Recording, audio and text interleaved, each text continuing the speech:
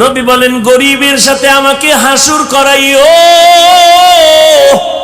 ও গরিব, ধনীদের বাড়ি দেখা আফসোস করিস না, টাকা দেখে পাগল হইয়া কষ্ট পাইস না রে গরিব।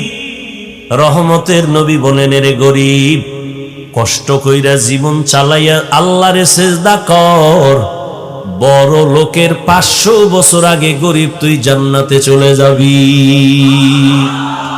আতিনা ফি দারে দুনিয়া না হাসান, আতিনা ফি দারে উকবানা হাসান, ইয়া গিয়াসাল মুস্তাগীসিন ইহদিনা লিফতিখারা বিল উলুমে ওয়াল গিনা।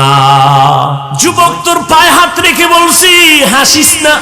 আমি হাসার কথা বলি নাই, আমি যা বলছি যদি লজ্জা থাকতো কান্না করতি যে আমি এত খারাপ কেন হইলাম। আমার আল্লাহ রাতটা দিছেন মানুষের আরামের জন্য, শরীরের মহা ঔষধ হলো রাতের ঘুম। এই হুজুর গো, কথা তো কানে ঢুকাবি না, যা বাসায় যায় গুগলে সার্চ দিবি। হাফিজ ভাই যে বলল রাতের ঘুম শরীরের ঔষধ, হুজুরের কথা মানতে চাই না, গুগলে সার্চ দিয়ে দেখ রাতের ঘুম শরীরের কেমন ঔষধ। চিকিৎসা বিজ্ঞানীরা সব ডিটেলস ওখানে দিয়ে দিছে গবেষণা। রাতের ঘুম যে ঘুম ঔষধ, সারা রাতের ঘুম না। সন্ধ্যা রাতের ঘুম শরীরের ক্ষতি, শেষ রাতের ঘুম শরীরের ক্ষতি, মধ্যরাতের ঘুম হলো শরীরের মহা ঔষধ। 10টা থেকে রাত্র 2টা পর্যন্ত ঘুমাবি, শরীরের একটা মহা ঔষধ। একটা মানুষ যদি টাইম মতো না ঘুমায়, তার কথার ব্যালেন্স থাকে না, চলাফেরার ব্যালেন্স থাকে না। এই রাতের ঘুম শরীরের মহা তোমার ঔষধ। আল্লাহর দেয়া নেয়ামতের ঘুমটারে যারা নষ্ট করে সারা রাত কবিরা গুনাহ করে মোবাইলের দ্বারা কাটাও, তোর মরার আগেই বিছানায় পড়ে কানবি, চোখের পানি মোছার কোনো আপন কাউকে পাবি না। এখনো তুই টের পাও না তোর যে পার্স গুলো দিন দিন নষ্ট হইতেছে, তোর খবর নাই। ডাক্তারের কাছে গিয়া একটু পরীক্ষা নে, আই হসপিটালে গিয়া দেখ 1 বছর আগের চোখের পাওয়ার এখন খানিকটা মাইনাস হয়ে গেছে। একটু পরীক্ষা করে দেখ, মাথা ব্যথা আগের তুলনায় বেড়ে গেছে, বুকে ব্যথা বেড়ে গেছে। ও আল্লাহর গোলাম, তোমার কিডনির উপরে এফেক্ট হচ্ছে। এই মোবাইলের দ্বারা আজ তোমার জীবন ধ্বংস, তোমার যৌবন ধ্বংস। এমন একটা সময় আসবে, সময় মতো পার্স গুলো কাজ করবে না, কান্না করে এ পার্স আর ফেরত পাবি না। নকল কান লাগাবি, কাজ হবে না। নকল একজনের কিডনি লাগাবি, আসল কিডনির ফায়দা দিবে না। নকল চক্ষু লাগাবি, আসল চোখের ফায়দা দিবে না। আল্লাহর দেওয়া পার্স গুলো নিজে হাতে মোবাইল লইয়া নিজে নিজে সব পার্স গুলো নষ্ট করতেছো। কার্টুন দেখতে দেখতে এখন নিজের চেহারাটা নষ্ট হয়ে গেছে। আমি যুবকের যদি বলি বাবা 40 বছর পর্যন্ত একটা যুবকের চেহারার উজ্জ্বলতা নষ্ট হবে না, এটা আল্লাহ নিজে ওইভাবে সিস্টেম করে বানাইছেন। কোনো মেডিসিন লাগবে না, কোনো পাউডার ক্রিম লাগবে না। 40 বছর চেহারাটা উজ্জ্বল থাকবে, দেখলে মায়া লাগবে। কিন্তু আমি যুবকের বলি, পায়ে ধইরা বলি, বেয়াদবি মাপ চাই, রাগ করিস না রে বাবা। বল তোর 25 বছরের চেহারা কেন নষ্ট হয়ে গেল? তোর চেহারার দিকে তাকাইলে কেন মায়া লাগে না? তোর চেহারার মধ্যে কেন উজ্জ্বলতা নাই? একমাত্র কারণ সারা রাত কবিরা গুনাহ করার কারণে আমার আল্লাহ বেজার হয়ে চেহারার নূর নিয়ে গেছে। খুশি না? এই তোর সাথে মাইয়া কোরআন শপথ করছে না? কয় নাম্বার জানোনি? তুই যত নাম্বার তোর ওইটা ওই অত নাম্বার। তুই যদি 4 নাম্বার হও, তোর সাথে কসম করা মাইয়াও 4 নাম্বার। তোর সিরিয়াল যদি হয় 5, তোর ওই মাইয়া যে শপথ করে তার সিরিয়ালও 5। তুই যেমন 3 মাইয়ারে ধইরা ইজ্জত নষ্ট কইরা 5মটারে ধরছু, ওই মাইয়া 5টা ছেলের ইজ্জত নষ্ট করে 6ষ্ঠ নম্বরে তোরে ধরেছে। আল্লাহর জাতের কসম, তওবা যদি নসিব না হয়, মরার আগে জাহান্নাম কেমন, মরার আগে দেখবি বউ নামের জল্লাদ দিয়া। মরার আগে টের পাবি জাহান্নামটা কেমন ভয়ঙ্কর। ও যুবক, ভালো করে বুঝো, কয়দিন আর বাহাদুরি করো মা? তোমার মতোই তো যুবক জীবনে মাদ্রাসায় পড়ে নাই। সত্য কথার সাক্ষী দিও, জবান বন্ধ রাখিও না। আজকে তোমাকে বয়ান করতেছি, তোমার মতো যুবক জীবনে মাদ্রাসায় পড়ে নাই, স্কুল কলেজে পড়িয়া বলো 5 বেলার নামাজ পড়ে, সত্য কথাটা স্বীকার করো, আছে না নাই? আমি তোমার পায়ে হাত রেখে বিনয়ের সাথে বলি, তুমি একটু তোমার বিবেকটাকে প্রশ্ন করো, তুমি কেন নামাজ পড়তে পারো না? রাস্তায় গাড়ি চালায় কত যুবক, আজান হয়েছে, গাড়ি বন্ধ করে মসজিদে গিয়া নামাজে দাঁড়ায় গেল। বলো বাবা, তুমি কেন নামাজ পড়তে পারো না? তোমার মতো যুবক তাকায় দেখো, নদীর মধ্যে মাছ ধরে নৌকায় বসে নামাজ পড়ে নাই, ছাড়ে না। মনে মনে জিজ্ঞাসা করো, তুমি কেন পারো না? তোমার মতো যুবক ব্যবসা করে, চাকরি করে, 5 বেলার নামাজ পড়ে, তুমি কেন পারো না? জমিনের মধ্যে কৃষি কাজ করে, নামাজ ছাড়ে না, তুমি কেন পারো না রে বাবা? আল্লাহর কোরআনটা কি আসলে মিথ্যা মনে করছো? যদি বলো হ্যাঁ, তো একটা ভুল আমারে বাইর কইরা দেখায়, এখন আমি দাড়ি কেটে ফেলবো। আল্লাহর কসম, এখন যদি আল্লাহর কোরআনে একটা ভুল দেখাইতে পারো, আমি এখন প্যান্ট শার্ট টাই লাগায়া দাড়ি কাইটা রাস্তায় নাচ গানে নেমে যাব, কোরআন শরীফ গুলো জ্বালায় দিব, আল্লাহর বিরুদ্ধে কথা বলবো। তুই কেন 1500 বছর পর্যন্ত তোর থেকে হাজার হাজার কোটি গুণ পণ্ডিতেরাও অপচেষ্টা কম করে নাই? একটা কোরআনের ভুল বের করবে দূরের কথা, বহু বিধর্মীরা মাথা নত করে কালেমাওয়ালা মুসলমান হয়েছে। তুকু যাও সুন্নতে আহমদ কুজা বা মুহাম্মদ कैबुअद निस्बतुरा मन अहब्बा सुन्नती कौले रसूल मजदाए काना माई हम कुन कबूल। ও যুবক, তোর কপাল যে কত সান কপাল, বুঝলি না রে যুবক? কি যে মাটির মধ্যে কত খনিজ সম্পদ যে আছে বাংলাদেশে, বাঙালি বুঝলি না? এই মাটির নিচে গ্যাসের খনি, এই মাটির নিচে স্বর্ণের খনি, এই মাটির নিচে তেলের খনি। ধন্য তোমার জীবন যদি কাজে লাগাইতা, চুরি না করতা। ও যুবক, তোমার ভেতরে কিন্তু এমন মেডিসিন আমার আল্লাহ দিয়া পাঠাইছেন, তুমি একটা যুবকের দ্বারাই সম্ভব আমার বাংলাদেশ না গোটা দুনিয়াটা কন্ট্রোলে নিয়ে আসা। তবে সেই ক্ষেত্রে তোমার মেধা সঠিক পথে চালাইতে হবে, সুন্দর আদর্শ দিয়া। কিন্তু কি লাভ হবে নিজের হাতে ছুরি লইয়া নিজের জীবনটারে নষ্ট করে ফেলতেছো, চরিত্রটাকে নষ্ট করে ফেলতেছো। আল্লাহ না করুন, আল্লাহ না করুন, আল্লাহ না করুন।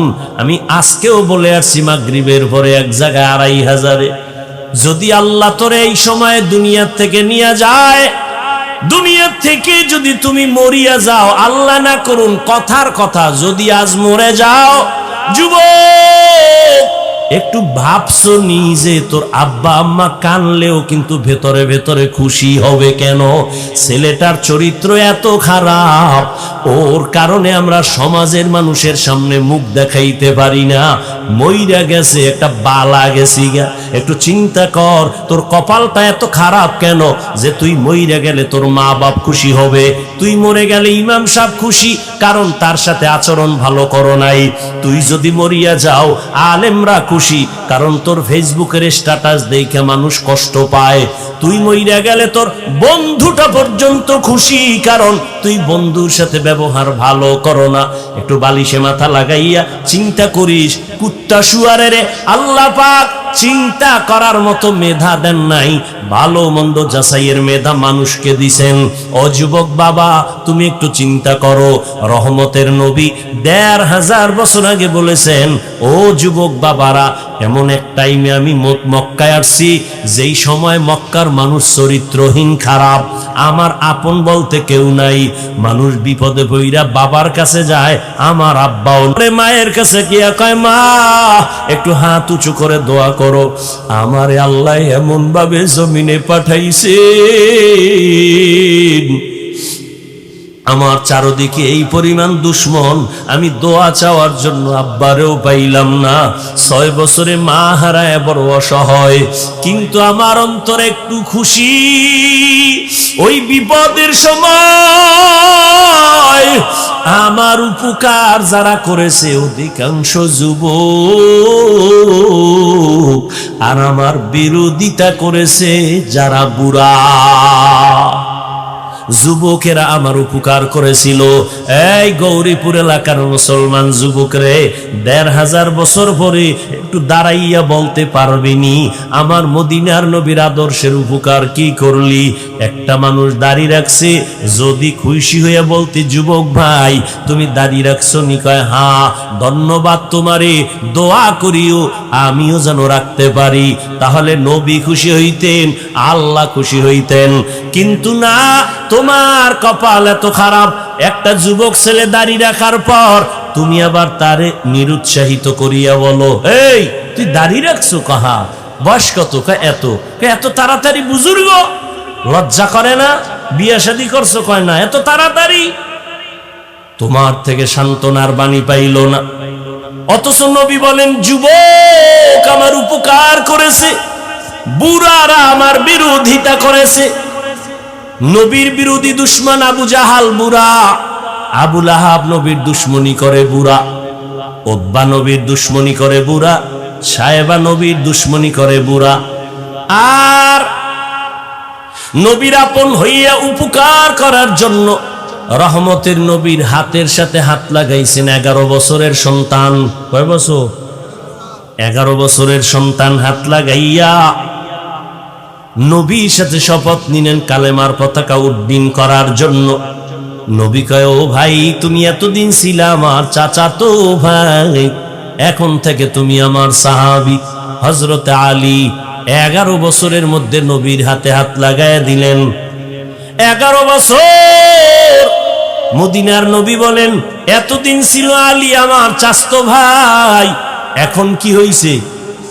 সাহাবী। কিছুদিন পরে কি হবেন? কি হবেন?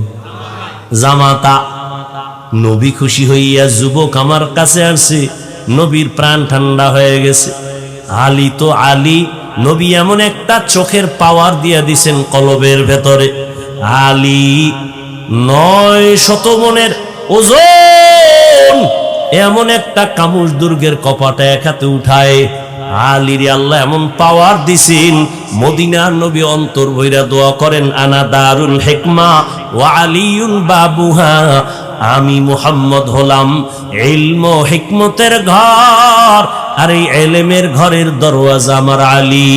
আল্লাহর নবীর দোয়ার কারণে আল্লাহ পাক আলীকে এত পরিমাণ জ্ঞানের ভান্ডার দিলেন। ওমরের খেলাফত চলতেছি, ওমরে ফারুক তো আর একটা বাঘ, চেয়ারের মধ্যে খেলাফতের মসনদে বসা, হঠাৎ সামনে পাশে আলীও আছেন। হঠাৎ একজন মহিলা আদালতে হাজির। মহিলা দায়িত্বহীন ভাষায় চিল্লায় বলে, খলিফাতুল মুসলিমিন, আমি অপরাধী, বিচারের জন্য আসছি, আমার বিচার করেন, আমি অন্যায় স্বীকার করলাম। কি অন্যায় করেছো? মহিলা বলে, আমি জিনা করেছি। জিনা করি একটা অবৈধ বাচ্চা আমার পেটে নিয়ে দাঁড়াইছি, বিচার করেন। কার সামনে? আরে কথা কন না গেল, ওমরের সামনে। ওমর তো কথার আগে তরবারি, জল্লাদ তরবারি ডালা। কেন? কয় দেখছুনি নিজের অপরাধ নিজে স্বীকার করছে। কেন? কয় ও জাহান্নামের আযাবের ভয় পায়। ও আল্লাহর বান্দি বলে, আমি দুনিয়ার শাস্তি মাথা পেতে নিব, কিন্তু পরকালে আল্লাহর আযাব নিতে পারবো না। ও পর্দার আড়ালের আম্মা জানেরা, একটু মাইকের আওয়াজ কানে লাগায় শুনেন। এতক্ষণ আপনাদের সন্তানদের যেই পরিমাণ বয়ান আমি শুনাইলাম রে মা, এই সন্তানগুলোকে যদি আমার কথা বাস্তবায়ন করার জন্য চেষ্টা করা হয়, আম্মা জান আপনাদের অবদান ছাড়া সম্ভব হবে না। এই দুনিয়ায় যত ভালো সন্তান একমাত্র মায়ের অবদানের কারণে। এজন্যই তো মা আপনাদের এত মর্যাদা আল্লাহ বাড়াইছে নবীর মাধ্যমে। কিয়ামত পর্যন্ত কোন লাইনে আলাদাভাবে নারীর মর্যাদা বাড়ানোর কোনো রাস্তাই নাই। দুনিয়ার কোন বেঈমান যদি বলে আমরা আলাদা নারীর সম্মান দিব, খোদার কসম নারীর সম্মান হবে না, চালাকি করলে হবে নারীরা অপমান। নারীর সম্মান কোন কোন লাইনে দরকার আমার আল্লাহ দিয়ে দিছেন একবারে কিয়ামত পর্যন্ত। নবীদের মা বানাইছেন নারীদেরকে। আম্মা জানদের বেলায় বলবনি দিয়ে একটা কথা, এরে আম্মা জান আপনাদের জীবনটা তো ধন্য, আপনারা নবীদের মায়ের মতো মা, সাহাবায়ে কেরামের মায়ের মতো দামি মা। আপনারা এই যে স্টেজের মধ্যে হাফেজে কোরআনদের বাগড়ি দেওয়া হলো, একটু চিন্তা করেন ওর মা কত খুশি, ওর বাবা কত খুশি, কলিজাটা ভরে গেছে। দোয়া করি তবে ভয়ও আছে, যেমন খুশি তেমন ভয়। যদি আমার এই ছাত্র বাবারা আল্লাহর কোরআন বুকে নিয়ে গুনায় লিপ্ত হইয়া যায়, আমার আল্লাহ বরদাস্ত করতে পারবেন না। ভালো ছাত্র সামান্য অন্যায় করলে আল্লাহ তারে ধইরা ফালায়, শিক্ষক তারে ধরে ফেলে। আল্লাহর কোরআন যার সিনায় লাগাইছে, নিচে ভিতরে 30 পারা ঢুকানো, ওই বান্দা আল্লাহর কাছে এত প্রিয়, সামান্য গুনাহ করলে আমার মাওলা সইতে পারে না। আল্লাহ ঠাস করে একটা হোঁচট খাওয়ায়া দেয়, দুনিয়া থেকে চলে যায়। আল্লাহর কাছে দোয়া করি কোরআন যাদের সিনায় নিল, হাফেজ আলেম, আল্লাহ তাদেরকে আদবওয়ালা জিন্দেগি দান করেন। আল্লাহওয়ালাদের ওস্তাদের দোয়া নিয়া, মা বাবার দোয়া নিয়া শান্তি আর সম্মানের জীবনে চলতে পারে তৌফিক দান করেন। ও পর্দার আড়ালের আম্মা জানেরা, আপনারা তো খাদিজা রাদিয়াল্লাহু তাআলা আনহার মতো নারী, ফাতেমা রাদিয়াল্লাহু আনহার মতো দামি নারী, আপনারা তো আয়েশা রাদিয়াল্লাহু আনহার মতো নারী। এরে আম্মা জান আপনারা তো ইসমাঈল নবীর মা হাজেরা আলাইহা সালামের মতো নারী, আপনারা তো ঈসা নবীর মা মারইয়াম আলাইহা সালামের মতো নারী। আপনারা তো কেমন দামি। ওই বেঈমান ফেরাউন নিজেরে খোদা দাবি করেছিল, একটু জানা থাকলে বলবেন ওই বেঈমানের ঘরে তার স্ত্রী কে ছিল? আসিয়া কত দামি নারী। রহমতের নবী বলেন কিয়ামতের ময়দানে জান্নাতের মধ্যে আসিয়ার সাথে আমি মুহাম্মদের বিবাহ হয়ে যাবে। ও মা, আপনার স্বামী তো ফেরাউনের মতো খারাপ না রে মা। আপনি যদি একটু নামাজ আদায় করতেন আর হাত উঁচু করে দোয়া করতেন, আপনার স্বামী যাই হোক না কেন আপনার জন্য হলেও তো একটু কষ্ট করে বাইরে গিয়া। কত স্বামী সকালের নাস্তারও চিন্তা নাই, দুপুরে খানাও খাইতে পারে না, যত কামাই করে গাধার মতো কষ্ট করে, নিজের জন্য কিছু করে না, স্ত্রীর জন্য আর সন্তানের জন্য করে। নিজে খাইলো না না খাইলো চিন্তা নাই, স্ত্রী খাইলো কিনা, সন্তান খাইলো কিনা পেরেশান। ঈদের বাজারে স্ত্রীর জন্য জামা কাপড় কিনে, সন্তানের জন্য কিনে, কিন্তু নিজের জন্য টেনশন নেই। যত স্বামী কাজ করে কষ্ট করে সব হলো পরিবারের জন্য। আল্লাহর নবী সান্ত্বনা দিয়া কয়, ও স্বামী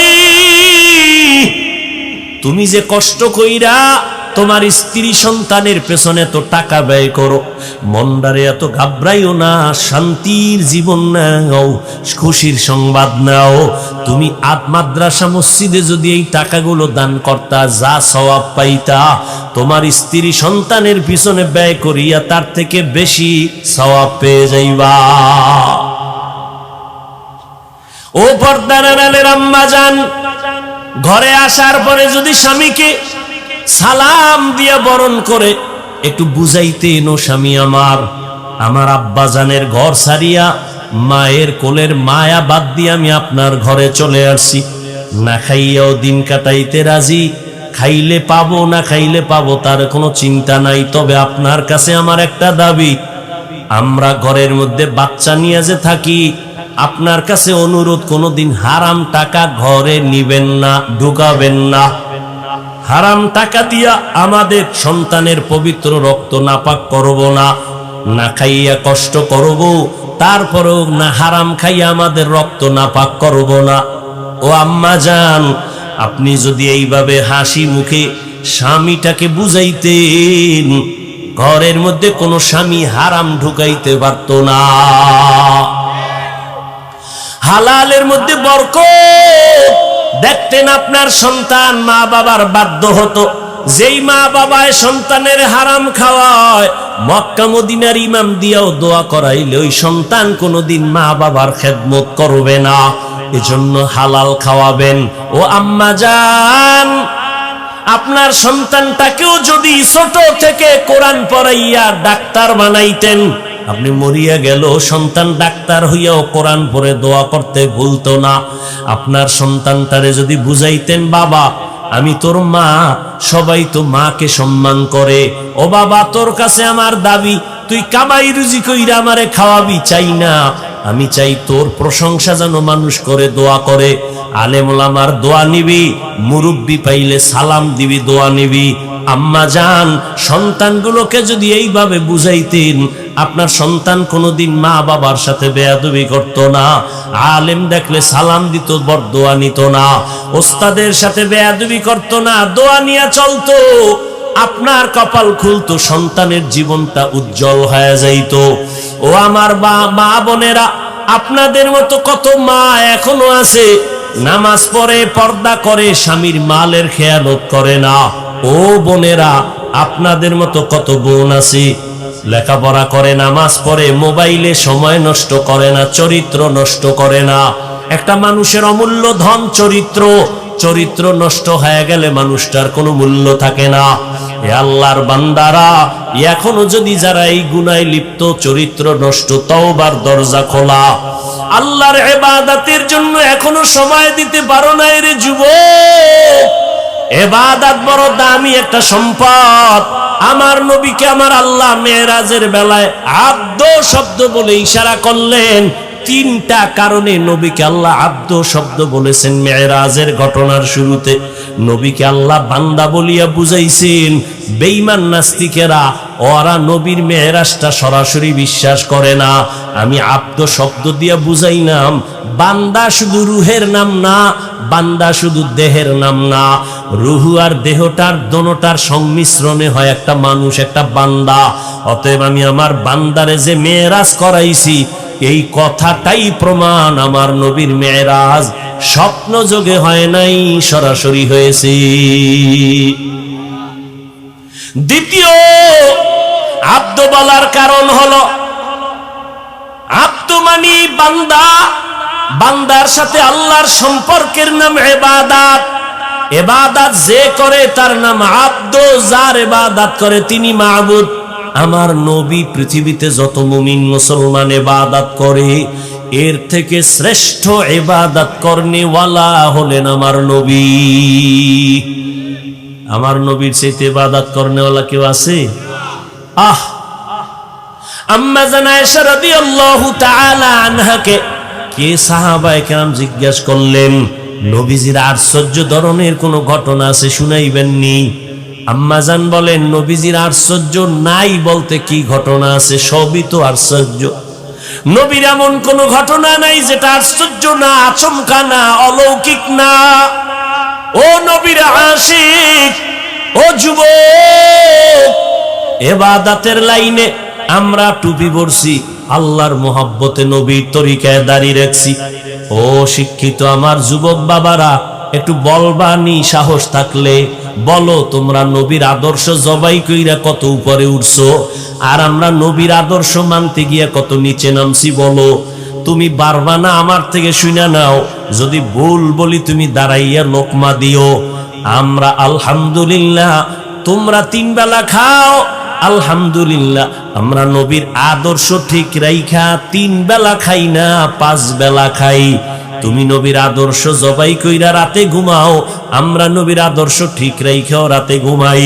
তুমি নবীর আদর্শ বাদ দিয়া দেশ বিদেশ স্বাধীনভাবে ঘুরো, আমরা নবীর আদর্শ ঠিক রাইখা স্বাধীনভাবে ঘুরি। কই সালাম দিলে তো মানুষ আমাদেরই দেয়, কলিজা দিয়া দোয়া করে, আমরা পিওর খানা খাই। ও আল্লাহর বান্দারা, বুঝাবার জন্য বলছি, কেন তুমি নবীর আদর্শের মালা গলায় পরবা না? একটু আমাকে বলো, নবীজির আদর্শ থেকে দামি আদর্শ আর কারো কাছে আছে? যুবকেরা ঘুমাও, এই তোদের জন্য 2 মিনিট কথা বলতেছি, শুধু তোদের জন্য। খেয়াল কর, নবীজির আদর্শ থেকে আরো ভালো কোনো আদর্শ কারো কাছে আছে? যদি কেউ বলো যে হ্যাঁ আছে, শেখ মুজিবুর রহমান সাহেবের আদর্শ নবীর থেকে ভালো, আমি নবীরটা বাদ দিয়া তারটা নিব, পারবি? যদি বলতে পারো জিয়াউর রহমান সাহেবের আদর্শ নবীজির থেকে ভালো, তাহলে নবীরটা বাদ দিয়ে দিব, পারবা? পারবা না। এক কথায় জবাব, পৃথিবীর সবার আদর্শ নাপাক, মদিনার আদর্শই পাক। এবার আমাকে বলো, নবীর রেখে যাওয়া সুন্নতের আদর্শ পালন করবে হিন্দু, বৌদ্ধ, ইহুদি, খ্রিস্টান, কারা? কোন দেশের? শুধু কুমিল্লা ছাড়া। ও যুবক, নবীর আদর্শ মানবে সব মুসলমান, কিন্তু তুমি কেন নামাজ পড়ো না বলো? তুমি নবীর আদর্শে টুপি কেন পরো না? নবীর আদর্শে কেন তুমি মা বাবারে সালাম দাও না? কেন তুমি মা বাবার সাথে বেয়াদবি করো? কেন তুমি শিক্ষকের সাথে বেয়াদবি করো? আমি তোমাকে ডাক্তার হওয়ার জন্য দোয়া করি। ও যুবক, লেখাপড়া করে ডাক্তার হও, ইঞ্জিনিয়ার হও, প্রফেসর হও, তবে বেয়াদব হইবে না রে বাবা। তোমার আচরণে যেন কেউ কষ্ট না পায়। যেই সফলতার আদর্শবান ডাক্তার যদি হতে চাও, দোয়া লাগবে, দোয়া। দোয়া ছাড়া সম্ভব না। এলেমের মাস্তানিতে এই চেয়ারে বসে বয়ান করা যায় না, দোয়া আছে, দোয়া মা বাবার দোয়া। দ্বিতীয় দোয়ার পুঁজি শিক্ষকের দোয়া। আমার আব্বা আম্মা আমার এই চেয়ারে বসানোর ক্ষেত্রে দোয়া করছেন ঠিক, কিন্তু আপনাদের সামনে বয়ান আমার আব্বা আম্মা শিখান নাই, আমারে ধৈরা ধৈরা বয়ান শিখাইছেন আমার শিক্ষক। অতএব আমার দোয়ার বড় সফলতার প্রথম পুঁজি আব্বা আম্মার দোয়া। যুবক, ভালো করে মনে রাখিস, তোমার জীবনের সফলতার দোয়া দ্বিতীয় শিক্ষকের দোয়া, তৃতীয় মুরব্বী উলামায়ে কেরামের দোয়া। ও যুবক, তাদের বরদোয়া নিবা না। যেমন তাদের দোয়া সফলতা, তাদের বরদোয়াও কিন্তু একটা আগুন। শিক্ষকের বরদোয়া একটা আগুন, উলামায়ে কেরামের বরদোয়া আগুন। অতএব বাবা, দোয়া নাও, মা বাবার জীবনটা সফল হবে। শিক্ষকের দোয়া নিও। যদি দোয়া নিতে নাও পারো, পাও দুইটা ধইরা বলি, যদি বলো হাফিজ ভাই নিচে নাইমা পাও ধরো, বল আমি লাফ দিয়া নিচে আসি, আমি পায়ে ধইরা শেষ বেলায় একটা কথা তোমাদের বলে যাই, যুবক বাবা, সফলতার জীবন যদি চাও, মা বাবার দোয়া নাও। দোয়া নিতে যদি নাও পারো, পায়ে ধরে বলছি, কখনো বরদোয়া নিও না, শিক্ষকের দোয়া নিও। যদি দোয়া নিতে নাও পারো, পায়ে হাত রেখে বলছি, বরদোয়া নিবা না। খবরদার, উলামায়ে কেরামের দোয়া নিও। যদি না পারো, বরদোয়া নিও না। বলবা লাভ কি হবে বরদোয়া নিলে? আল্লাহর কোরআন আমার টেবিলে আছে, কোরআন সাক্ষী, আল্লাহর কসম, যদি মা বাবার বরদোয়া লাগিয়া যায়, শিক্ষকের বরদোয়া লেগে যায়, আলেমের বরদোয়া লেগে যায়, মরার আগে মইরা যাবি, মানে রুহু থাকবে, হাত থাকবে না, চোখ থাকবে না, পঙ্গু হয়ে যাবি, চাকার তলে কখন মাথা ঢুকে যাবে টের পাবি না। সব জায়গার বরদোয়া চলে না, সাবধান। মা বাবার বরদোয়া কিন্তু আগুন, মরার আগে তুই শেষ। উস্তাদের বরদোয়া কিন্তু আগুন, মরার আগে উলঙ্গ পাগল হয়ে রাস্তায় ঘুরবি। এই রাস্তাঘাটে চলি, আল্লাহ সাক্ষী, মিথ্যা বলি না বাবা, বুঝাবার জন্য বলি। কত পাগল দেখছি, ইংলিশে কথা কয়, আবার আরবিতেও কথা কয়। আমি চিন্তা করলাম, পাগল হইয়া কি আবার ইংরেজি শিখছে, আরবি শিখছে নি? খুঁজে দেখলাম না। তাহলে পাগল আবার ইংলিশ কয় কেন? খবর কোথাও না পাইয়া একা একা ভাবলাম, ভেবে চিনতে বের করলাম আসলে ছেলেটা স্কুলের ভালো ছাত্র ছিল, শিক্ষকের বেয়াদবির কারণে রাস্তার পাগল হয়ে গেছে। ছেলেটা মাদ্রাসার ভালো ছাত্র ছিল, ওস্তাদের সাথে বেয়াদবির কারণে রাস্তার পাগল হয়ে গেছে। ও যুবক, তোমার জন্য আমার জীবনের বড় একটা বয়ান। দোয়া যদি মা বাবার নিতে নাও পারো, পাও ধরে বলি বরদোয়া নিও না। মা বাবার দোয়া নাও, শিক্ষকের দোয়া নাও, মুরব্বিদ ওলামাদের দোয়া নাও। দোয়া নিতে না পারলেও বরদোয়া নিও না। ওয়াদা কর, অঙ্গীকার কর, ওয়াদা কর যে মইরা যাব, গলায় ছুরিও যদি লাগে, এই প্যান্ডেলে ওয়াদা করলাম মা বাবার দোয়া নিতে না পারলেও বরদোয়া নিব না। ওয়াদা কর, প্রতিজ্ঞাবদ্ধ হ। যদি পারি শিক্ষকের দোয়া নিব, না পারলে বরদোয়া নিব না। চেষ্টা করবো আলেম ওলামাদের দোয়া নিতে না পারলে অন্তত বরদোয়া নিব না। ও বাবা, তুমি আলেমের বিরুদ্ধে ফেসবুকে লেখলে বলো তোমার কি লাভ হবে আর আলেমের কি ক্ষতি হবে? হবে? এই তুমি আমার বিরুদ্ধে লেখলে ইসলামের কোনো লাভ হবে? তোমার লাভ হবে? বরং তুমি কিন্তু দিন দিন ধ্বংসের পথে যাইবা। অতএব এগুলো বাদ দিয়া তুমি একজন ভালো ছাত্র হও, তুমি ভালো ডাক্তার হও। দোয়া ছাড়া বেয়াদবি কইরা ডাক্তার হইলে ডাক্তার হইতে পারবি ঠিক, তবে তাসলিমা নাসরিনের মতো জুতা খাওয়া লাগবে জায়গায় জায়গায়। বেয়াদবি কইরা প্রফেসর হইতে পারবি ঠিক, কিন্তু আহমদ শরীফের মতো জুতার বাড়ি খায়া মরণ লাগবে, কবরও হবে না। ঢাকা কলেজের প্রফেসর আহমদ শরীফ মরার আগে ছেলে মেয়েরে বলছে, আমি মরা কবর বিশ্বাস করি না, মরলে আমারে কবরে দিবি না। ঠিকই ওই বেঈমান মরার পর সন্তানেরা কবরে রাখে নাই, দেহটা হসপিটালে দান করে দিয়েছে। ওই আহমদ শরীফ প্রফেসর ঢাকা কলেজের ক্লাসের মধ্যে ঢুইকা কয়, এই ছেলে মেয়ের আমার নাম জানুনি? কয় জানি। বল। কয় বেদ্যবি হবে। কয় শোন, আমার নাম আহমদ শরীফ। শুনছো না তোরা কোরআন শরীফ? জি স্যার। শুনছো হাদিস শরীফ? জি স্যার। শুনছো মক্কা শরীফ, মদিনা শরীফ? কয় জি স্যার। আজকে থেকে শুনা ল, মক্কা শরীফ বাদ, মদিনা শরীফ বাদ, কোরআন শরীফ বাদ, হাদিস শরীফ বাদ, আমি আহমদ শরীফ তোদের জন্য যথেষ্ট। ওই ডাক্তার হয়ে লাভ নাই, ওই প্রফেসর হয়ে লাভ নাই, সুনামের সাথে জীবনটা তৈরি করো। সেজন্য মা বাবার দোয়া আর মোবাইলের থেকে নিজের চরিত্রটারে বাঁচাও, কারণ চরিত্র একটা অমূল্য সম্পদ। দিন দিন কবি নজরুলের ইতিহাস পড়ো, কত গর্ব করো। তোর মতো সারা রাত আকাম করলে জীবনে কবি নজরুল হতে পারতো না। তুই যে সারা রাত মোবাইলে আকাম করো, নির্লজ্জ বেহায়ার মতো। ঘুমের মধ্যে মরণ হয়নি? এই যুবকেরা বল। আচ্ছা, আজরাইল যদি আইসা দেখে তোর কানের ভিতরে গানের তার লাগানো, তুই মুসলমানের সন্তান, আল্লাহর ভয় নিয়ে বল, তুই আজরাইল যদি দেখে রাতে তুই কানের মধ্যে তার লাগাইয়া ঘুমাইছো গান শুনতে শুনতে, আল্লাহর কাছে কালকে কি জবাব দিবি? অনুরোধ করে বলে গেলাম, ও পর্দার আড়ালের মা, এখনো সময় আছে, আপনার সন্তানকে বুঝাই একটু লাইনে নেন, দোয়া করেন। ও ওলামায়ে কেরাম, ও মুরব্বীরা, ও যুবক বাবারা, এখনো সময় আছে, তওবা করো।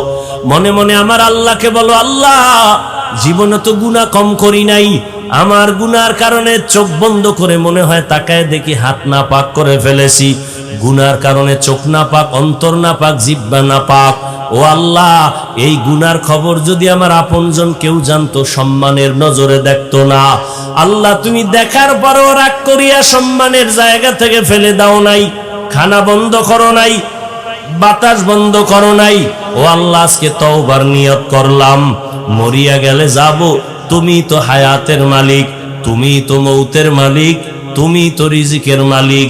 জীবনে তো অন্যায় কম করি নাই, মনে চাইছে নামাজ পড়ব না, পড়ি নাই, মনে বলতো আড্ডা দিব, বেপর্দা নারী দিয়া দিছি, মনে চাইছে পার্কে যাব, দৌড়ায় গেছি।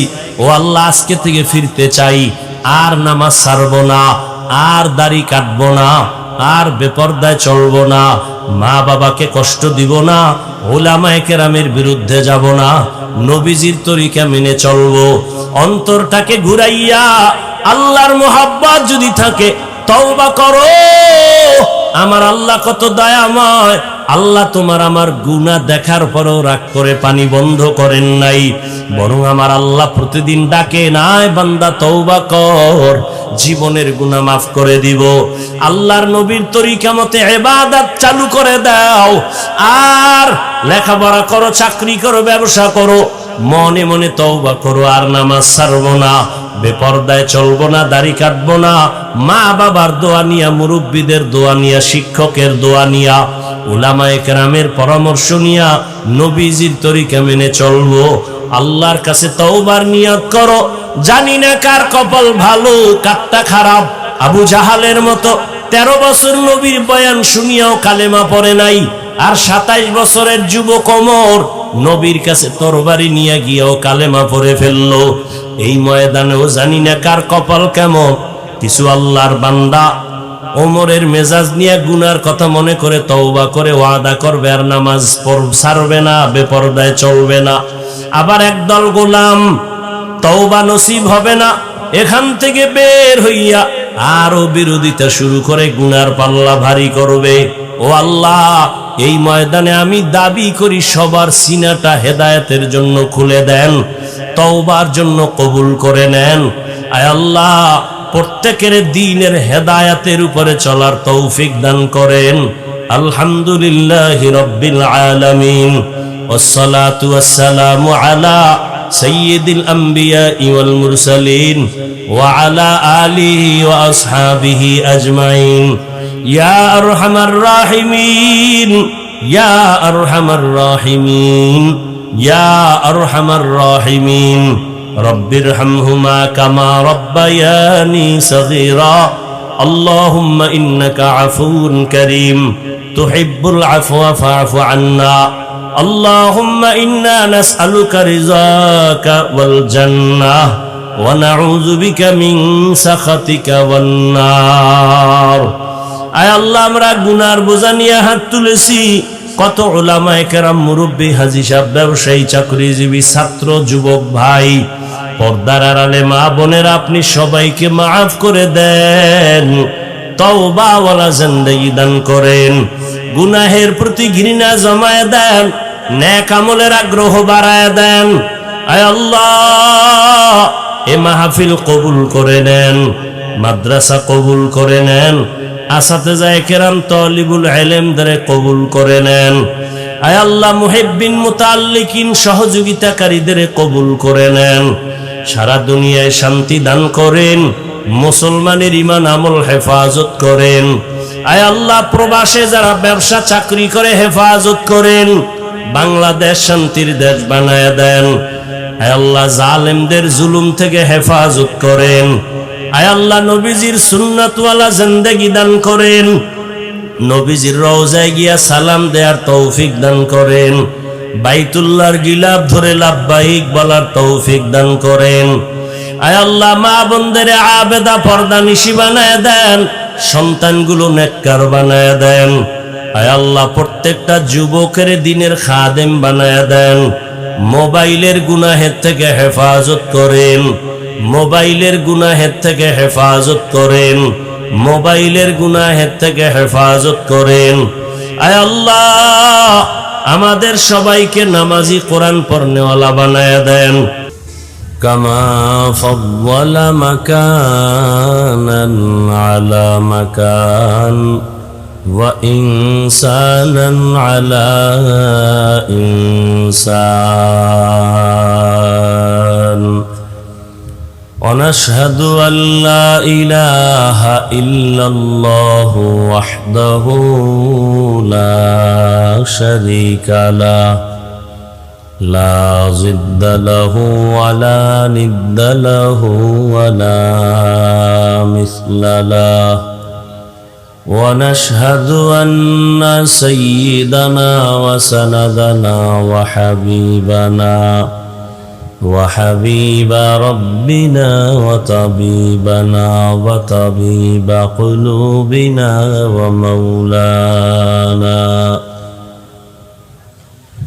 ومولانا محمدا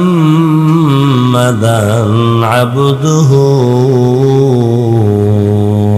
ورسوله أرسله بالحق بشيرا ونذيرا وداعيا إلى الله بإذنه وسراجا منيرا اللهم صل على محمد النبي الأمي وعلى آله وسلم تسليما وبعد فأعوذ بالله من الشيطان الرجيم بسم الله الرحمن الرحيم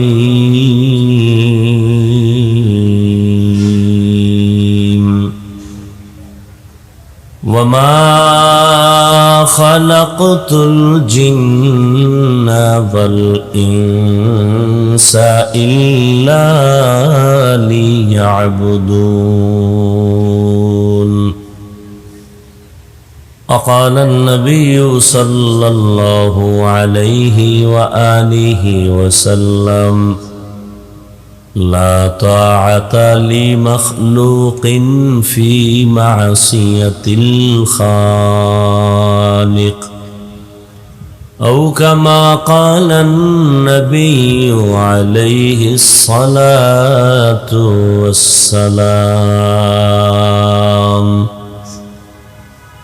صدق الله مولانا العظيم صدق رسوله النبي الأمي الكريم ونحن على ذلك من الشاهدين والشاكرين والذاكرين والحمد لله رب العالمين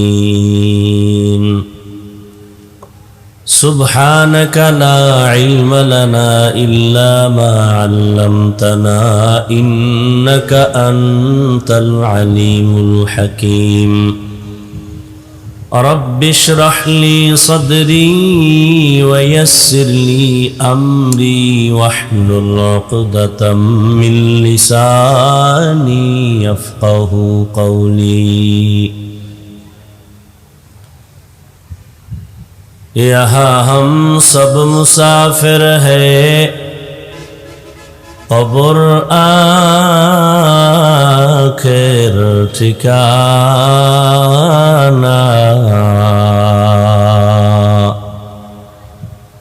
कोई आगे रवाना है कोई पीछे रवाना कोई आगे रवाना है कोई पीछे रवाना हकीकत खुल जाएगी बवक़्त इम्तिहान तेरे हकीकत खुल जाएगी बवक़्त इम्तिहान तेरे कि सुस्ती में या मेहनत में गुजारी जिंदगी तूने कि सुस्ती में या मेहनत में गुजारी जिंदगी तूने मुहम्मद ने आकर कुफर को मिटाया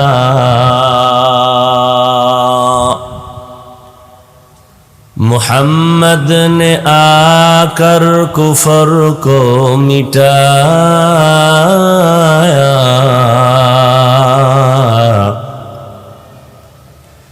कुफर को मिटा कर सदाकत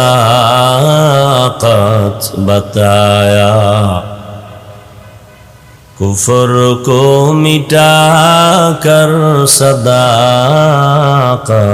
बताया ला इलाहा इल्लल्लाह ला इलाहा इल्लल्लाह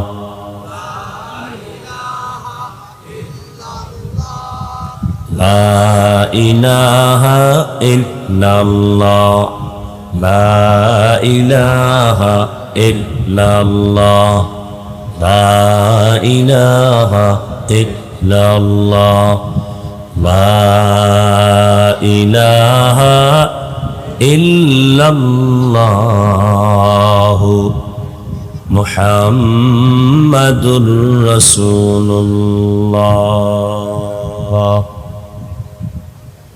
জামিয়া আরাবিয়া পেন্না ঈদগাহ কওমি মাদ্রাসা কর্তৃক আয়োজিত বার্ষিক ওয়াজ মাহফিল 30শে অক্টোবর 2024। মহতি এই মাহফিলে উপস্থিত মোহতারাম সম্মানিত সভাপতি, প্রধান অতিথি, বিশেষ অতিথি বৃন্দ, হযরত উলামায়ে কেরাম, অত্র অঞ্চলের বিভিন্ন স্থান থেকে আগত আল্লাহ পাকের আশিকিন, জাকিরিন, শাকিরিন, মুহিব্বিন, মুরব্বিয়ানে আযম, কালিজার টুকরা আমার সমবয়সী যুবক বন্ধুগণ, স্নেহের ছোট ভাই, পর্দার আড়ালে মাইকের আওয়াজ শ্রবণরতা সম্মানিত মা ও বোনেরা, আল্লাহ পাকের দরবারে শুকর যে আল্লাহ পাকে ফিতনার যুগে হাজারো লাখো মানুষের মধ্য থেকে বাছাই করে পৃথিবীর শ্রেষ্ঠ মজলিস, উলামায়ে আহলে হকের মজলিস, গুনাহ মাফের মজলিস, তওবা কবুলের মজলিসে হাজারো মানুষের ভেতর থেকে আমাদেরকে বাছাই করে এখানে হাজির হওয়ার আশা বসার তৌফিক দান করেছেন। নিয়ামতের শুকর আদায় করি আলহামদুলিল্লাহ। দরুদ ও সালাম সৈয়দুল মুরসালিন, রহমতুল্লিল আলমিন, শফিউল মুজনিবিন, খাতামুন নবিয়্যিন, সৈয়দুস সাকালাইন, ইমামুল মুরসালিন, শফিয়ে আজম, রসুল আকরম, রহমতে আলম, নবিয়ুল আরব আল আজম, হাবিবে কিবরিয়া, আশরফুল আম্বিয়া, সৈয়দুল আম্বিয়া, शफीअ महशर, साक़ी कौसर, आक़ाए नामदार, मदीना का ताजदार, आफ़ताब नबूवत, फ़ख्र मौजूदात, सैयदुल मखलूक़ात, हज़रत मुहम्मदुर रसूलुल्लाह सल्लल्लाहु अलैहि व आलिहि वसल्लमेर উপর যাদের আয়োজনে আজকের এই সুন্দর মাহফিল, সময়, পরামর্শ, অর্থ দিয়ে দোয়া করে উপস্থিত হয়ে মাইক, লাইট, প্যান্ডেলের ব্যবস্থাপনার মাধ্যমে সহযোগিতা যারা করেছেন, এলাকার যুবক, বৃদ্ধ, ব্যবসায়ী, শ্রমিক, চাকুরিজীবী, বিভিন্ন শ্রেণী পেশার মানুষ, জনপ্রতিনিধি, প্রশাসন, উলামায়ে হযরত, আইম্মায়ে মাসাজিদ, মাদ্রাসা কর্তৃপক্ষ, প্রত্যেককেই আল্লাহ পাকের খেদমতের বরকতে দুনিয়াতে শান্তি, পরকালে চিরমুক্তির ব্যবস্থা করে দিন।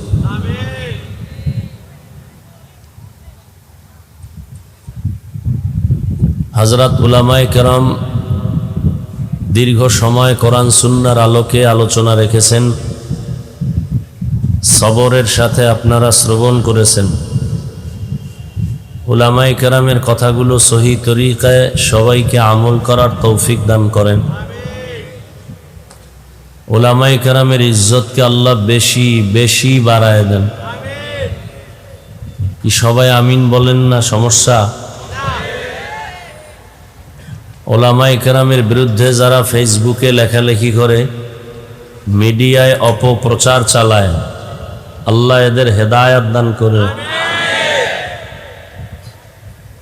আমি আপনাদের দোয়া নেওয়ার জন্য আসছি এবং সংক্ষেপ আলোচনার জন্য কোরআনে হাকিমের এক আয়াতে কারিমা, রসুলের হাদিস থেকে এক টুকরো হাদিস পড়েছি। ইখলাস ও রুহানিয়াতের সমন্বয়ে, সহি নিয়তে, সহি তরিকায়, সহি কিছু কথা আমাকে বলার মতো, আপনাদেরকে শুনবার মতো আল্লাহ পাক রব্বুল আলামিন তৌফিক দান করেন।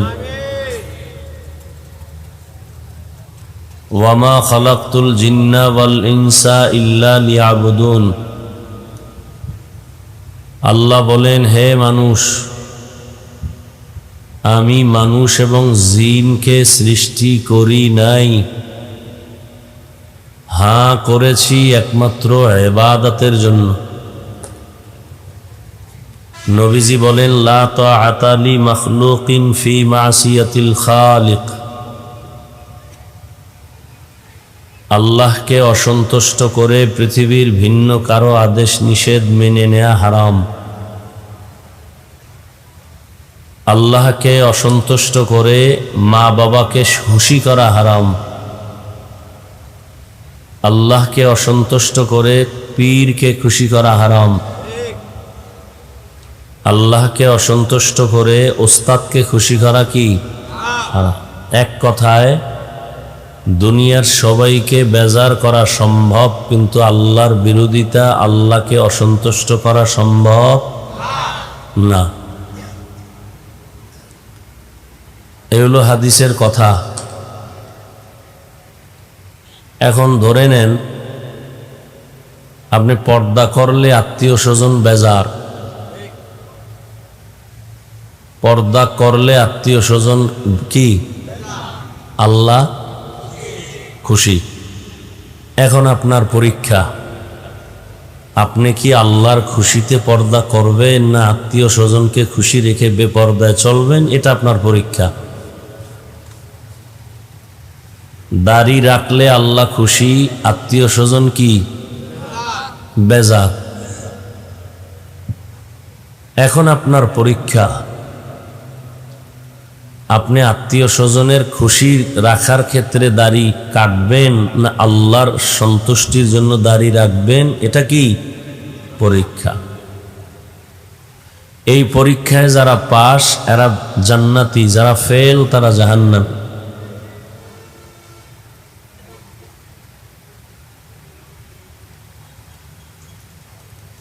আল্লাহ আমাদেরকে ঈমানের পরীক্ষায় পাশ করার তৌফিক দান করেন।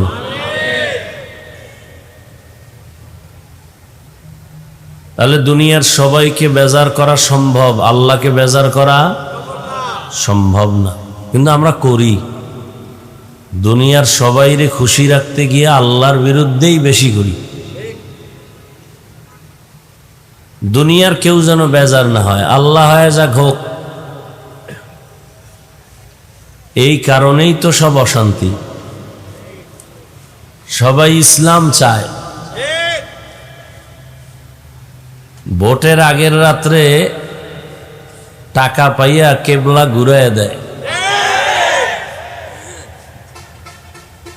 এই হলো আমাদের ইসলাম চাওয়ার বাস্তবতা। চিল্লাম কে এতক্ষণ? তো কথা বুঝেন। মাঝে মাঝে মনে চায় ওয়াজ মাহফিল বাদ দিয়ে দিমু, তো এই কথা বললে আল্লাহ যদি আবার বেজার হয়, এই জন্য বলিও না। এত আবেগ আপনাদের।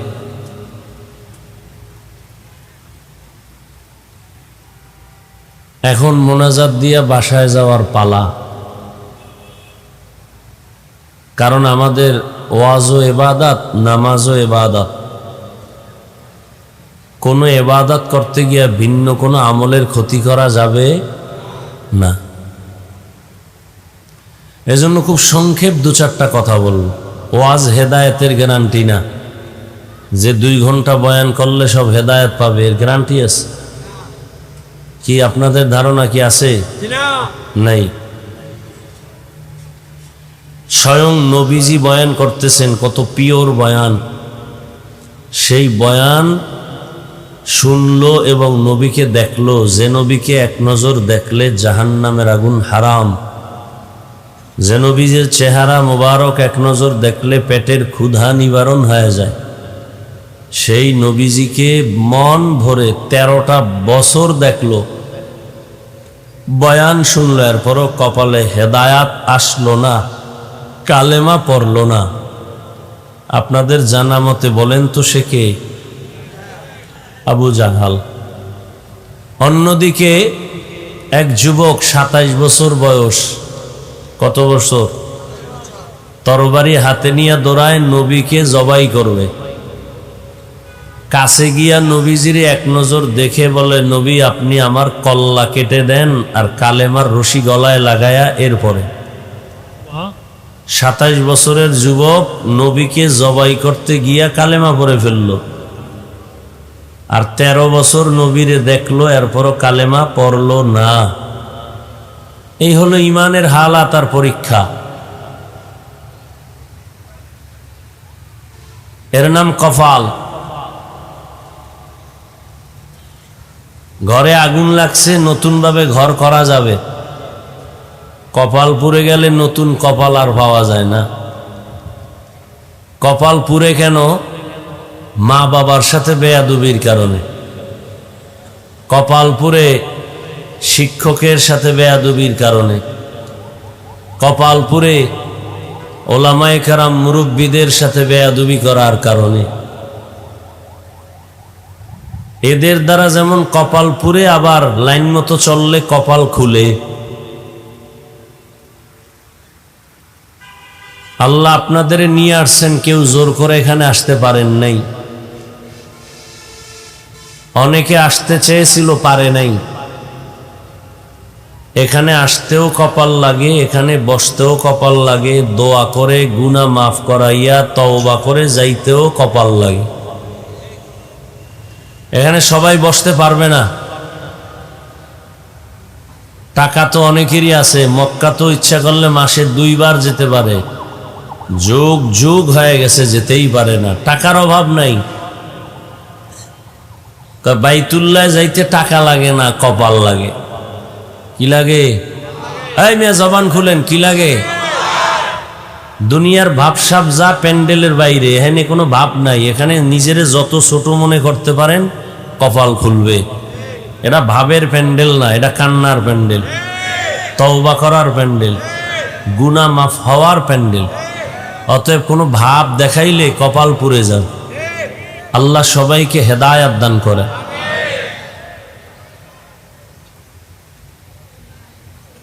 তো আল্লাহ বললেন, আমি মানুষ আর জিনকে সৃষ্টি করিই নাই। আবার বললেন, হ্যাঁ করেছি। ডাইরেক্ট বললেই তো হইতো, আমি জিন আর মানুষকে সৃষ্টি করেছি ইবাদতের জন্য। প্রথমে করি নাই নেতিবাচক শব্দ দিয়া, পরে আবার ইতিবাচক দিলেন। কারণ কি? এর সংক্ষেপ কারণ হলো, মানুষের জেহেনকে আল্লাহ পাক খালি করে একটা কথাই ঢুকাইলেন, এ মানুষ তোমাকে সৃষ্টি করা হয় নাই।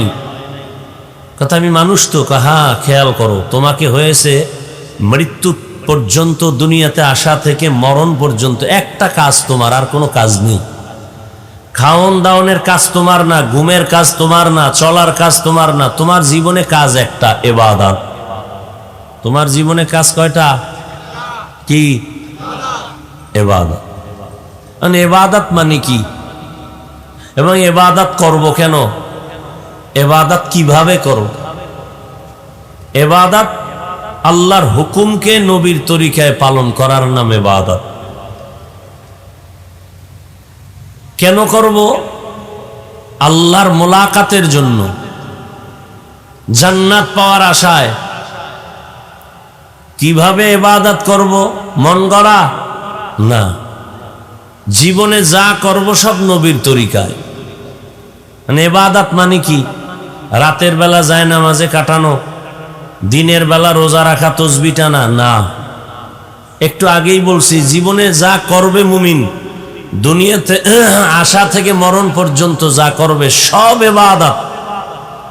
খানা খাবেন ইবাদত, ঘুমাবেন ইবাদত, হাসবেন ইবাদত, কান্না করবেন ইবাদত, বাথরুমে যাবেন ইবাদত, সব ইবাদত। মন গড়া না। কার তরিকায়? একমাত্র নবীর তরিকা। নবীজির তরিকায় খানা খাবেন ইবাদত, নবীর তরিকায় বাথরুমে যাবেন ইবাদত, নবীর তরিকায় কাউকে মোহাব্বত করবেন ইবাদত, নবীর তরিকায় কাউকে দুশ্মন মনে করবেন ইবাদত। মানুষের জীবনে যা করবে সব ইবাদত। আল্লাহর সন্তুষ্টির জন্য নবীর তরিকায় করলে ইবাদত। কেন করব ইবাদত? আল্লাহ পাওয়ার জন্য, জান্নাতের পজিশন বাড়ানোর জন্য। দুনিয়াতে আর কোনো কাজ নাই ইবাদত ছাড়া। রাজনীতি করবেন তাও ইবাদত। কখন ইবাদত হবে? যদি নবীর তরিকায় হয়। নবী রাজনীতি করছেননি, শুধু করেন নাই, পৃথিবীর প্রত্যেকটা মানুষকে রাজনীতি শিক্ষা দিয়ে গেছেন। নবী হলেন পৃথিবীর শ্রেষ্ঠ রাজনীতিবিদের শিক্ষক, আর কোরআন শরীফ হলো পৃথিবীর শ্রেষ্ঠ রাজনীতির কিতাব। আর পৃথিবীতে সংসদ ভবন বা পার্লামেন্ট হলো রসুলের মসজিদ, মসজিদে নববী। আর আমরা কি বলি? মসজিদে রাজনীতি চলবে না।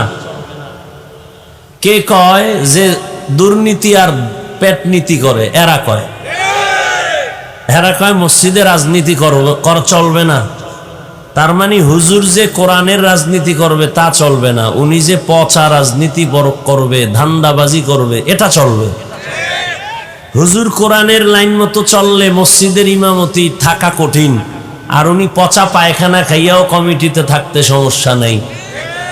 আর আমার দেশের ছেলেরা নাকে তেল লাগায় ঘুমায়, দেশ স্বাধীন। হ্যাঁ, তুমি এখানে নাকে তেল লাগায় ঘুমাও, দেশ স্বাধীন। আর ঢাকাতে মা বোনেরা সাংবাদিক সম্মেলন করে বলে আমাদের অধিকার ফেরত চাই। কি অধিকার? কয় দেহ ব্যবসা করে খাইতাম, ওই দেহ ব্যবসা করে আবার স্বাধীনভাবে চলবো, কারো হস্তক্ষেপ থাকা যাবে না, সেই অধিকার চাই।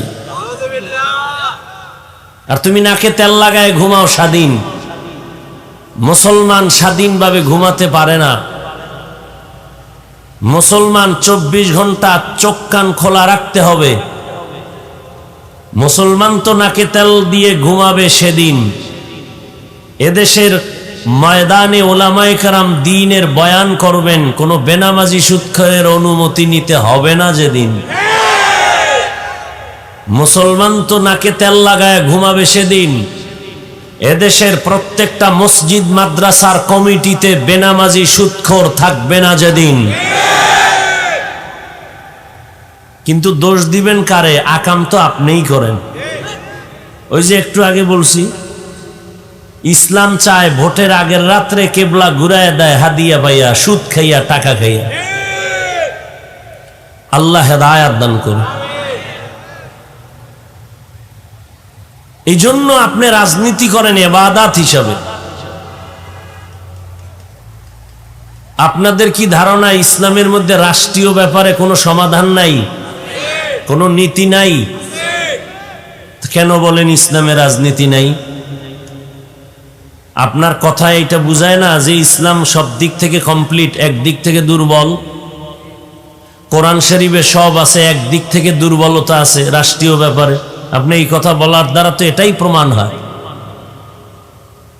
অথচ কোরআন শরীফ তো কমপ্লিট, কিয়ামত পর্যন্ত এক সংবিধান। এটা আওয়ামী লীগ আর বিএনপি আইয়া এটারে ফালনান লাগবো, সংশোধন করা লাগবো, সেই সংবিধান কোরআন না। কি কেউ মন মতো করে, আর এক দল একেডারে ফালটা আগুন দিয়ে ভোর, আমগো মন মতো করো। আর আল্লাহ কোরআন শরীফ এমন সংবিধান করেছেন, কিয়ামত পর্যন্ত হিন্দু তার অধিকার ফিরে পাবে।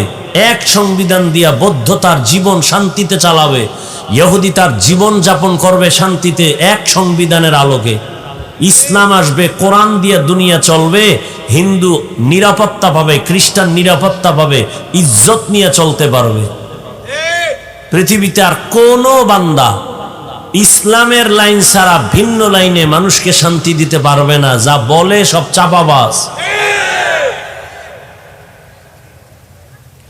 ওয়ামা খালাকতুল জিন্না ওয়াল ইনসা ইল্লা লিয়াবুদুন।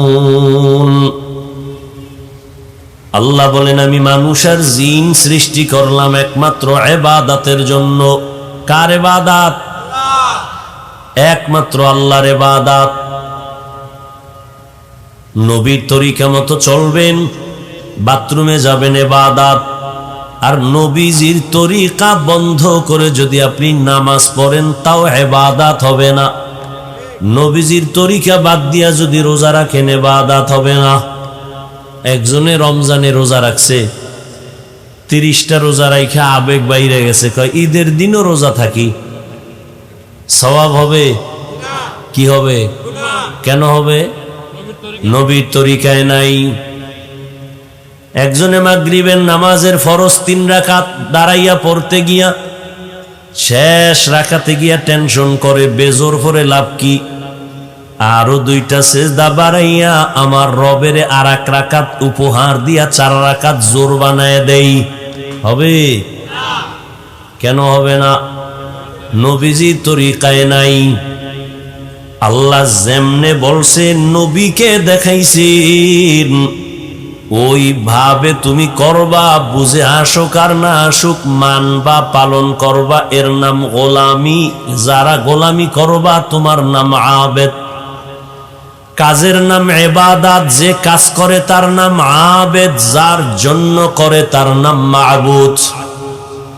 একমাত্র মাবুদ হলেন আমার আল্লাহ, কাজের নাম হলো ইবাদত। আর আমরা যারা ইবাদত করি আমরা হলাম আবদ বা আবেদ। বান্দার সাথে আল্লাহর গভীর সম্পর্ক একমাত্র ইবাদতের সূত্র ধরে। এই জন্য কোরআন শরীফে আমার আল্লাহ অনেক নবীর নাম নিছেন, রহমতের নবীর নাম আল্লাহ কখনো নেন নাই। নূহ নবীরে আল্লাহ ডাকছেন ইয়া নূহ, মূসা নবীরে ডাকছেন ইয়া মূসা, ইব্রাহিম নবীরে ডাকছেন ওয়ানাদাইনাহু ইয়া ইব্রাহিম,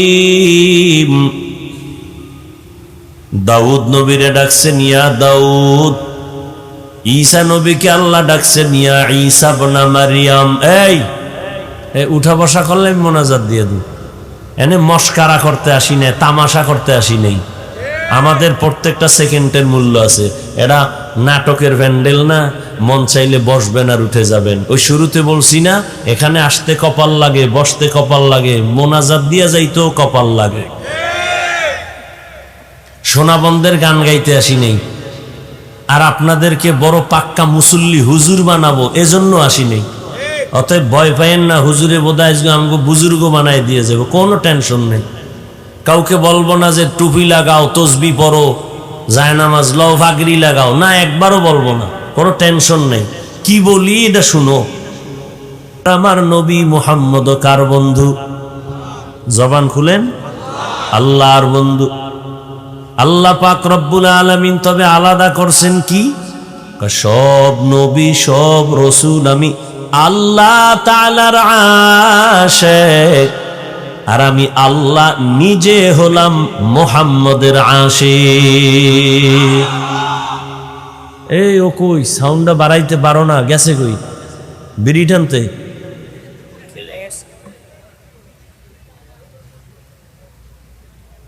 মানুষের বডির জন্য আসল জিনিস রুহু। কি ভাই, এই রুহুটা দেহে না থাকলে দেহের কোনো দাম আছে? লাশ পড়ে থাকবে। ঠিক আমাদের বয়ানের রুহু হলো সাউন্ড। আমার এই প্যান্ডেলেরও দরকার নাই, বরং এটার দিছে আরো গরম লাগে। লাইটেরও দরকার নাই, মাইক থাকবে, বয়ান চলবে। আপনাদের তো এক রাত, আমার তো প্রতি রাত। তো নিজের শরীরের হক আদায় করা লাগে। তারপরও কুত্তার মতো দৌড়াই সারা দেশে 12 মাস। কুত্তাও এরম দৌড়ায় না। কি জন্য দৌড়াই? এই দৌড়টা যদি আমার বুঝাবার জন্য বলি, কাউকে ছোট বানাবার জন্য না।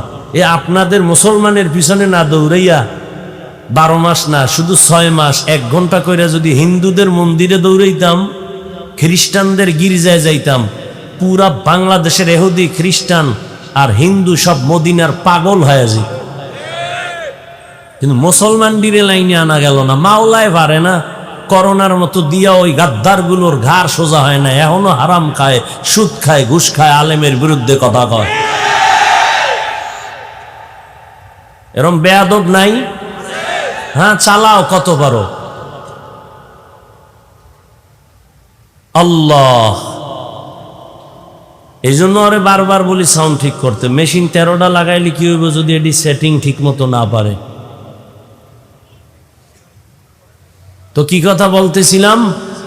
সব নবীরা কার আশেক? কথা বলেন না কেন? এমনি বগর বগর করতেই থাকে, চার দোকানে বয়ে কথা, এখানে কথা সেখানে কথা, যেখানে কথা লাগে হেনে কয় না। হুদা বক বক করবে দোকানে, মসজিদে গিয়া ধুম কথা, নিষেধ করলেও থামে না, বাজার বানায় ফেলায় মসজিদের। একজনের মোবাইলে রিংটোন বাইজে উঠছে, 13 জনে হেরে লইয়া পড়ছে। পুরা মুত্তাকি, মসজিদের প্রতি মায়া। এই মেয়ে আপনি মোবাইল চালাইতে পারেন না, মসজিদে আসছেন কেন? যেখানে কথার প্রয়োজন সেখানে বলেন। ওই একজনে বলে চায়ের দোকানে বসে শুধু বৈশা বৈশা চাপাবাজি করে আর চা খায়। বিএমপির একজনের পাইয়ারে চান্দের দেশে লয়ে গেছে ফার্ম দিয়া। কয় বিএমপি তোমরা তো এখন বেহেশতে আসো, এবার আরশে আজিমে আল্লাহ পরামর্শ করতেছে তুমগো কই নিবে। বিএমপি তো এরা তো আর ওইরকম মক্কার হাজি না। রাজনীতি যারা করে এরা দুনিয়া পুরা পশমে পশমে দুনিয়া, আখেরাত বলতে এদের মধ্যে কিচ্ছু নেই। যতটুকু দেখায় শুধু দুনিয়া পাওয়ার আশায়, আপনাদের মন নেওয়ার জন্য না। ইসলাম ইসলাম জিকির করে, এরা কেউ ইসলাম চায় না। চায় ওই আমারে অনেকে মাঝে মাঝে আমি ধমক দিই, কয় বিএমপি এইটা করলো না ইসলামের জন্য, আওয়ামী লীগ। আমি বললাম এরা কি ইসলামের ব্যানার নিয়ে আপনাদের কাছে ভোট চাইছে যে আমগো ব্যানারটা ইসলামী ব্যানার, ভোট দাও, আমরা কোরআনের শাসন কায়েম করব, এই ইসলামের লাইনে দেশ চলবে। এরা তো এই স্লোগান দেয় না। তুমি যে ইসলামের লাইনে নাই তার কাছে ইসলাম চাও কেন? যারা ইসলামের লাইনে ইসলাম চায় এগো ভোট দাও না কেন?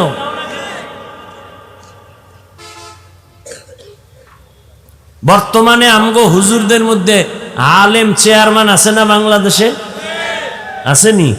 খবর লও তো, সারা বাংলাদেশের চেয়ারম্যান এক পালায় উঠাও, আর আমগো ওলামায়ে কেরাম যারা চেয়ারম্যানই করে এদেরকে খবর লও। আল্লাহর জাত ও সিফাতের কসম, আল্লাহর দিন ইসলাম আর কোরআন দিয়েই এ জাতিকে শান্তি দেয়া সম্ভব, অন্যথায় নয়।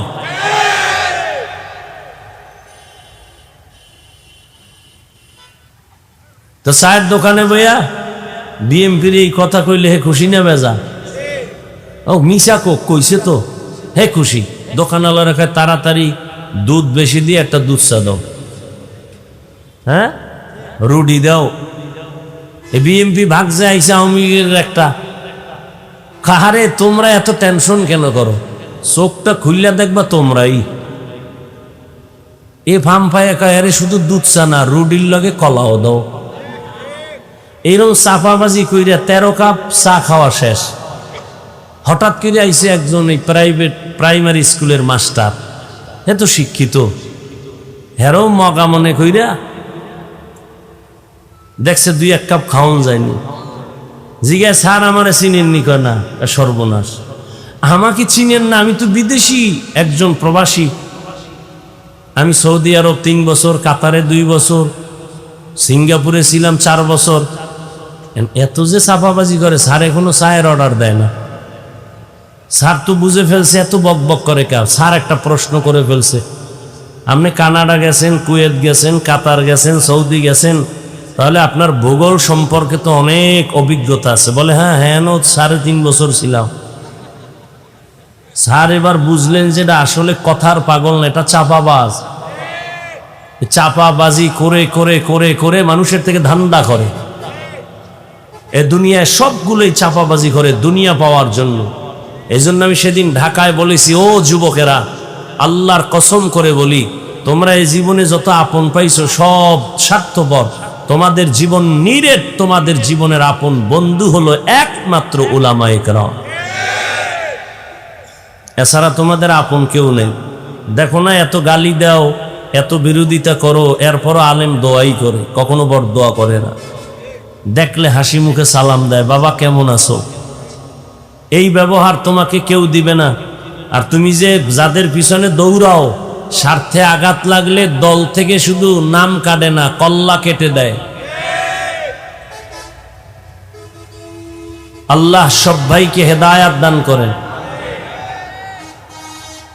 আল্লাহ তাআলা বলেন, সব নবী পয়গম্বর আমার আশিক, আর আমি আল্লাহ একমাত্র মুহাম্মদের আশিক।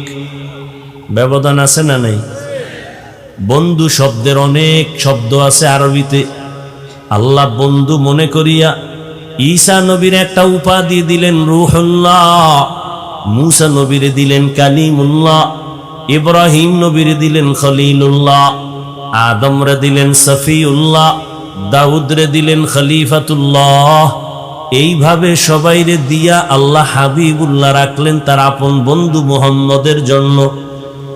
আল্লাহ কোরআনে কোন নবীর নাম নিছেন, কিন্তু আপনার আমার নবীর নাম নেন নাই, বরং নবীরে ডাকছেন ফাঁকে ফাঁকে, তেমন নাম ধরে ডাকেন নাই। এমন দামি দামি শব্দ বলেছেন যেই শব্দটার ব্যাখ্যা ছাড়া কখনো সুযোগ নাই বুঝার মতো। বিশাল অলংকার যুক্ত শব্দ, ছোট্ট শব্দ।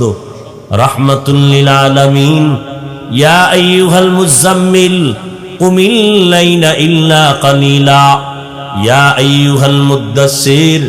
নবীরে ডাকলেন ইয়াসিন, তাহা। নবীরে ডাকলেন সিরাজাম মুনীরা, নবীকে ডাকলেন খাতামুন নবীন। আল্লাহ কোথাও নবীর নাম ধরে ডাকেন নাই।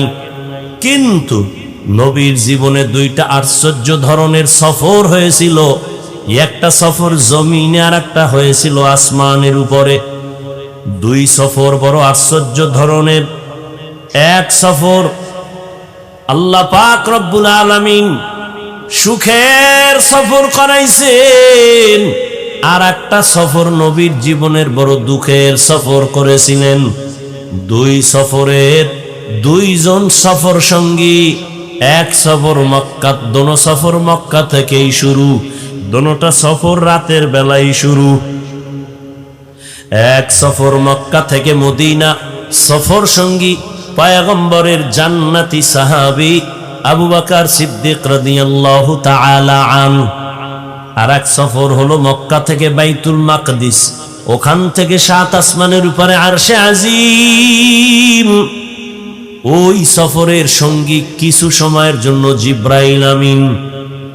আল্লাহ পাক এই যে দুইটা সফর করাইছেন, একটা হলো মক্কা থেকে মদিনায় হিজরত, এর থেকে আরো আশ্চর্য ধরনের সফর হলো আসমান ভ্রমণ করা।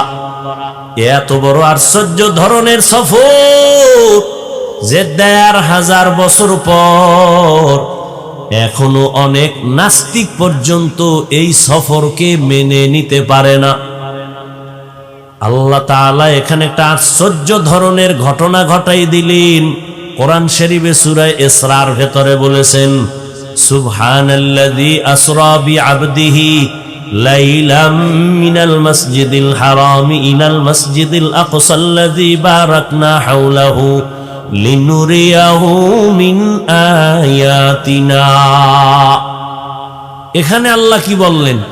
সুবহান, পবিত্র ওই সত্তা, আল্লাযী যিনি আসরা ভ্রমণ করাইলেন, বিআবদিহি তার প্রিয় বান্দাকে।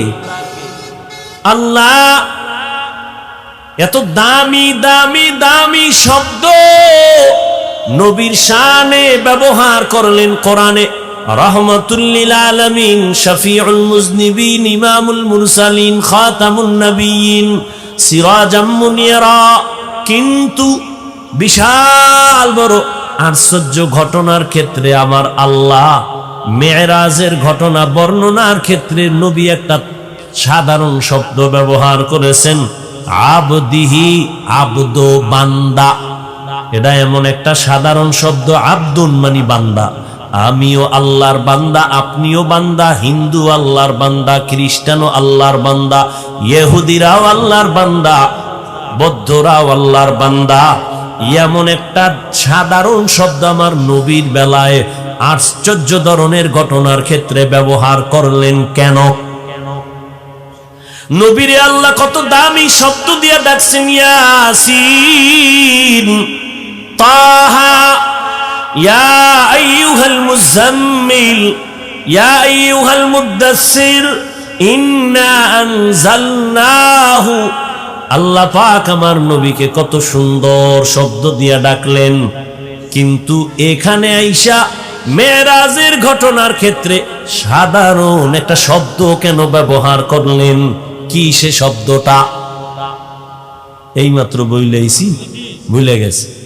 আব্দুন, আব্দু মানি বান্দা, আব্দুন আবেদ, আল্লাহর বান্দা।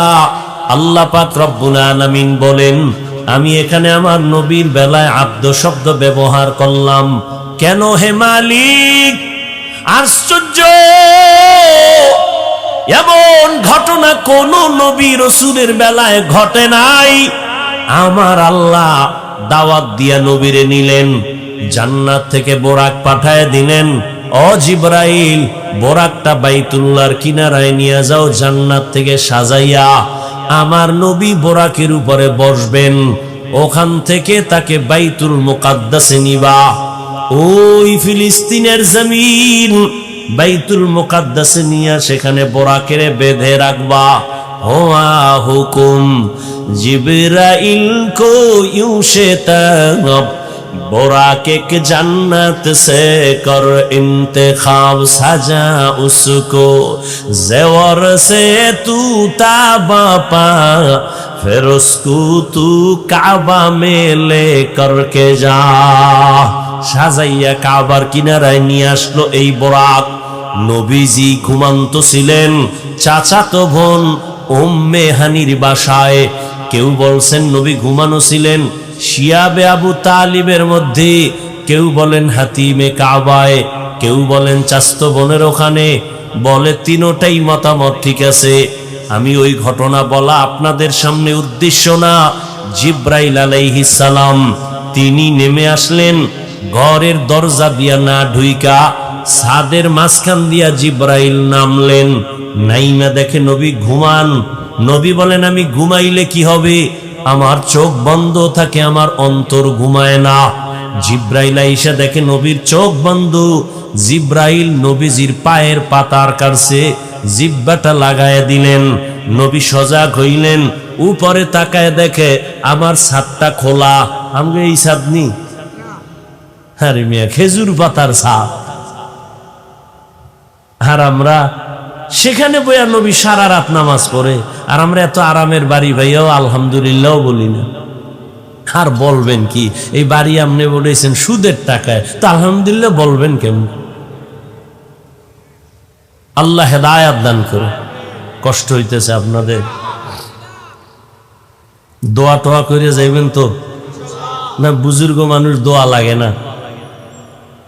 আল্লাহ সবাইকে কবুল করে। আরো আস্তে করে বল, আরে আমার কলিজার যুবক, ভালো করে একটু কান লাগাইয়া শুনো। রহমতের নবী আমার জীবনটা উৎসর্গ করে দিয়েছেন। নবী যদি দোয়া করতেন উহুদ পাহাড় স্বর্ণ হয়ে যাইত, কিন্তু নবী আমার আল্লাহ যার আশিক, ওই নবী এত জীবনটা দিয়ে কষ্ট করে পেটে পাথর বাঁধলেন, ক্ষুধার যন্ত্রণা সইতে পারে না। শিয়াবে আবু তালিবের ভেতরে 3 বছর পর্যন্ত নবীজিরে গৃহবন্দী করে পানি দেয় না, খানা দেয় না বংশের আপন লোকেরা। মায়ার নবী গাছের পাতা ছিঁড়ে ছিঁড়ে চাবাইয়া চাবাইয়া পেটের ক্ষুধা নিবারণ করেছেন। নবী আর বড় বেজার না, বিল্ডিং দেখি আফসুস করে না, নবী টাকা চায় না, বরং নবী আল্লাহর আদালতে দোয়া করেন, হে মালিক আমাকে গরিবী হালাতে রাখিও, গরিবী হালাতে মরণ দিও, কিয়ামতের দিন আমারে গরিবের সাথে হাসরের মাঠে উঠাইও। কেমন লাগে? একটু সুবহানাল্লাহ বলবে, কপাল পুড়ে গেছে। আফসোস, আফসোস। এই জন্য আরো ভিডা দরকার। আল্লাহর আইন কত ভিডা আরো খাবেন? বেঈমানের আল্লাহ স্বর্ণের খাট দিয়া ঘুম পাড়াবে, মুসলমানের ইচ্ছা রকম পিডাইবে বেঈমানের হাতে আল্লাহর আইন। কেন? মুসলমান যখন আল্লাহর গোলামি বাদ দিয়া মানুষের গোলাম হবে, আল্লাহ তখন বেঈমানের হাতে ক্ষমতা দিয়া বলবে, এবার মুসলমানের পিডা। এটা আল্লাহর আইন। ফিডা এমনে খান, কইতে গেলে তো সমস্যা। বেয়াদবের প্রতিযোগিতা চলতেছে, আলেম ওলামাদের বিরুদ্ধে কে কত বেশি বেয়াদবি করতে পারে সে প্রতিযোগিতা চলতেছে। লিকুল্লি শাইইন জিনাতুন ফিল ওয়ারা ওয়া জিনাতুল মারই তামামিল আদাবি আজ খোদা খা হি মে তৌফিক আদব বেআদব মাহরুম গাশত আজ ফজলে রা।